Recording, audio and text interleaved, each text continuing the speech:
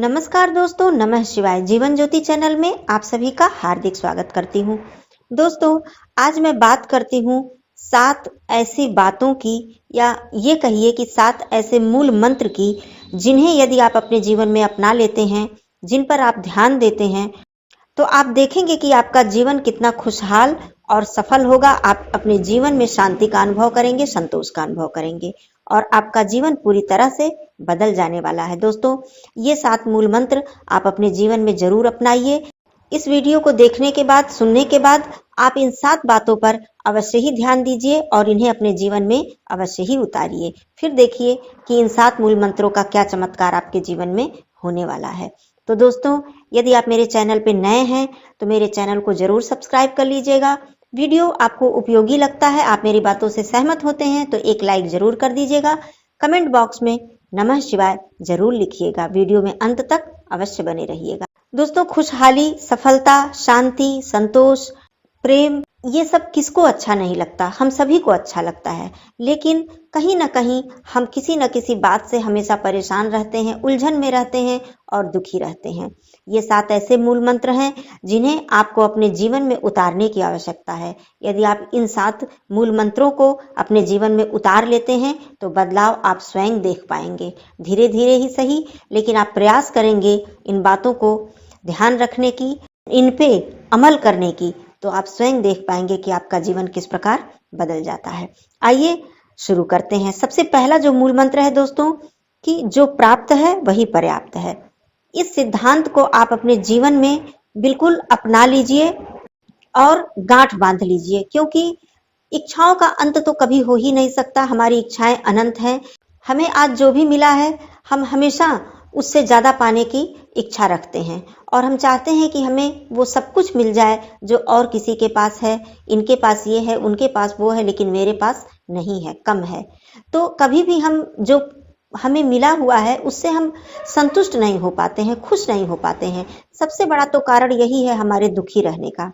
यदि जो हमें मिला है, प्राप्त है, वही हमारे लिए पर्याप्त है, यह हम सोच ले, इसको हम मान लें, तो आप समझिए कि आधा दुख तो हमारे जीवन का वैसे ही खत्म हो जाएगा। क्योंकि जब हमारे अंदर संतोष आ जाएगा तो हमारे लिए और भी किसी धन का कोई मूल्य नहीं रह जाएगा।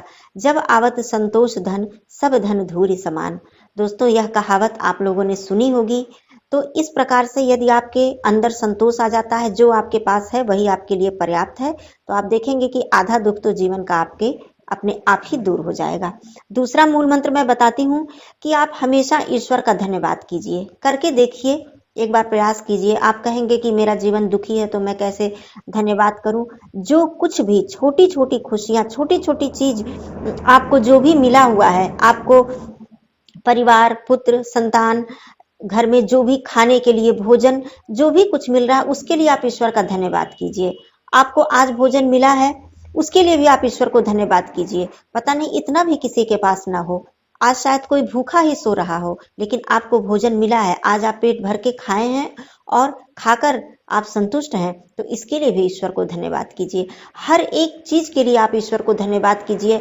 आपको भगवान ने हाथ, पैर, दिमाग, बुद्धि सही सलामत दी है, इसके लिए भी आप ईश्वर को धन्यवाद कीजिए, क्योंकि सब कुछ उन्हीं के कृपा से एक पत्ता भी हिलता है दोस्तों। तो जो कुछ हमें मिला है उसके लिए हम ईश्वर को धन्यवाद न करके, बल्कि जो नहीं मिला है उसके लिए यदि हम शिकायत करते रहेंगे तो ईश्वर भी हमसे शायद प्रसन्न नहीं होंगे। तो इसलिए हमेशा ईश्वर को सोते समय, सो के उठते समय, हमेशा कहीं जाते समय, किसी कार्य से आप जा रहे हैं तो आप हमेशा ईश्वर को धन्यवाद कीजिए, उन्हें प्रणाम कीजिए। ये अपने जीवन का नियम बना लीजिए। तीसरा मूल मंत्र है, छोटी छोटी खुशियों में खुश होना सीखिए। बड़ी खुशियां हम लोग इंतजार करते रह जाते हैं दोस्तों, कि बड़ी खुशियां हमारे पास, मुझे ये आएंगी, ये होगा, वो होगा, ऐसा होना चाहिए, वैसा होना चाहिए, और उसी चक्कर में हम जो अपनी छोटी छोटी खुशियां हैं उनमें खुश होना ही भूल जाते हैं। उनका हमको कोई महत्व ही उनका नहीं रह जाता हमारे जीवन में, क्योंकि हम बड़ी लालसा लेकर बैठे होते हैं, बड़ी लालसा के पीछे भागते हैं, बड़ी इच्छाओं के पीछे भागते हैं। हमें गाड़ी चाहिए, बड़ा घर चाहिए, बंगला चाहिए, महंगे महंगे कपड़े चाहिए। तो छोटी छोटी जो खुशियां हमारे जीवन में आती हैं उनका हमारे लिए कोई मूल्य ही नहीं होता है। तो सबसे पहले उन छोटी छोटी खुशियों में ही खुश होकर देखिए, फिर आप देखिए कि आपके जीवन में किस तरह से धीरे धीरे बदलाव आना शुरू होता है। यहाँ भी बात संतोष की ही है कि यदि आप छोटी सी खुशियों में खुश होंगे तो कहने का मतलब है कि आप संतुष्ट हैं, तभी आप उस छोटी सी खुशी में अपने आप को खुश महसूस कर रहे हैं। तो बड़ी इच्छाओं की लालसा न करके छोटी छोटी खुशियों में हमेशा खुश रहिए, फिर देखिए जीवन कैसे आपका बदलता है। चौथी जो बात है, चौथा मूल मंत्र है कि कभी भी जीवन में दोस्तों नकारात्मक शब्दों का प्रयोग मत कीजिए। कभी भी, चाहे गुस्सा हो, क्रोध हो, झुंझलाहट हो, पहली बात तो गुस्सा, क्रोध, झुंझलाहट करें ही ना, होना ही नहीं चाहिए। मन को हमेशा शांत रखें। हमेशा हमारी आदत है कि अरे मेरी किस्मत ही खराब है, मेरे साथ ऐसा बुरा, मेरी तो जिंदगी ही बर्बाद हो गई, मेरे साथ तो कभी अच्छा होता ही नहीं है, मुझे भगवान ने ये दुख दिया है। वो ये सारे नकारात्मक शब्द हैं, नकारात्मक वाक्य हैं। इन्हें अपने जीवन से निकाल फेंकिए। कभी भी इस तरह के वाक्यों का प्रयोग अपने जीवन में आप मत कीजिए। बच्चों के ऊपर आपको गुस्सा आता है तो आप लोग नकारात्मक वाक्यों का प्रयोग अक्सर करते हैं, और ये देखा गया है, हमेशा ये आम बात हो जाती है कि हमेशा हम जीवन में कभी कोई कुछ पूछे, अरे क्या बताएं, बड़े परेशान है, बड़ी परेशानी चल रही है, बड़ी आर्थिक तंगी चल रही है, पैसे की दिक्कत चल रही है। कभी भी आप सोचेंगे कि इससे क्या होता है, इससे बहुत कुछ होता है दोस्तों। कभी भी इस तरह के नकारात्मक वाक्यों का प्रयोग आप मत कीजिए। परेशान भी हैं तो कहिए कि हाँ सब ठीक है, धीरे धीरे सब ठीक हो रहा है, परेशानी थी लेकिन सब ठीक हो गया है, अब धीरे धीरे सब आगे ठीक होगा। इस तरह के शब्दों का आप करके देखिए, आपके अंदर कितनी अच्छी ऊर्जा का आभास होगा, अच्छा आभास होगा, प्रसन्नता का अनुभव होगा। आप एक बार इस तरह से सकारात्मक वाक्यों का प्रयोग हमेशा करके देखिए, आपको फर्क स्वयं ही पता चलेगा। तो नकारात्मक वाक्यों को अपने जीवन से बिल्कुल ही निकाल कर फेंक दीजिए दोस्तों। आइए बात करते हैं पांचवें मूल मंत्र की, माता पिता का आदर करना। दोस्तों, यदि आपके पास सब कुछ है, आपने सब कुछ पा लिया है और माता पिता का आशीर्वाद आपको नहीं मिला, उनका आदर आप नहीं कर रहे हैं, उन्हें प्रेम नहीं दे रहे हैं, उनका आशीर्वाद नहीं ले रहे हैं, तो दोस्तों सब कुछ बेकार है। वो ज्यादा दिन तक आपके साथ रहने वाला नहीं है, वो खुशियां ज्यादा दिन तक आपके साथ नहीं रहेंगी। क्योंकि सबसे ज्यादा कहा जाता है कि जब माता पिता का आशीर्वाद हमारे साथ होता है तो भगवान भी हमसे प्रसन्न होते हैं और वो भी हमें आशीर्वाद देते हैं। तो कभी भूल कर भी अपने जीवन में अपने माता पिता को अपमानित मत कीजिए, दुखी मत कीजिए। आपके किसी कर्म से, किसी वाणी से उन्हें दुख ना पहुंचे, कष्ट ना पहुंचे, क्योंकि जीवन में उनका स्थान कोई नहीं ले सकता है दोस्तों। शायद भगवान भी एक बार माता पिता के आगे झुक जाएंगे और वो भगवान भी चाहेंगे कि हम अपने माता पिता का आदर करें, सम्मान करें और उनका आशीर्वाद लें।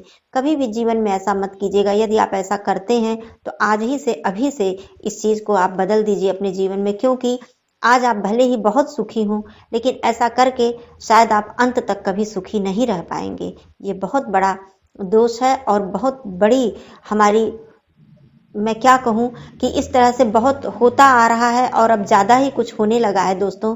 मैं कह नहीं पा रही हूं इस बात को, लेकिन मैं आप सभी लोगों से निवेदन करती हूं कि अपने माता पिता का आदर कीजिए और हमेशा उनके आशीर्वाद के छांव के तले अपना जीवन बिताइए।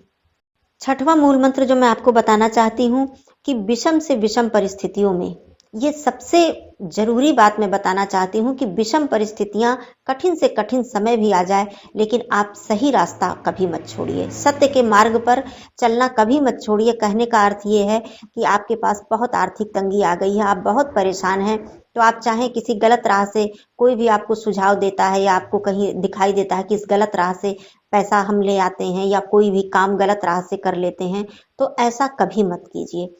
कोई भी कठिन परिस्थिति आए, लेकिन आप सत्य के मार्ग पर ही, सही राह से ही अपनी कोई भी चीज को हासिल कीजिए, किसी भी चीज को हासिल कीजिए, लेकिन वो उसका रास्ता सही होना चाहिए। यदि आप गलत राह से लाखों करोड़ों कमा लेते हैं दोस्तों, तो वो आपके आगे तक काम आने वाला नहीं है। यहाँ तक कि मान लीजिए कुछ दिन आप सुखी रहेंगे, बाद में वो आपके न संतान के काम आने वाला है, न आपके स्वयं के अंत समय में वो काम आने वाला नहीं है। इस बात को आप नोट कर लीजिए।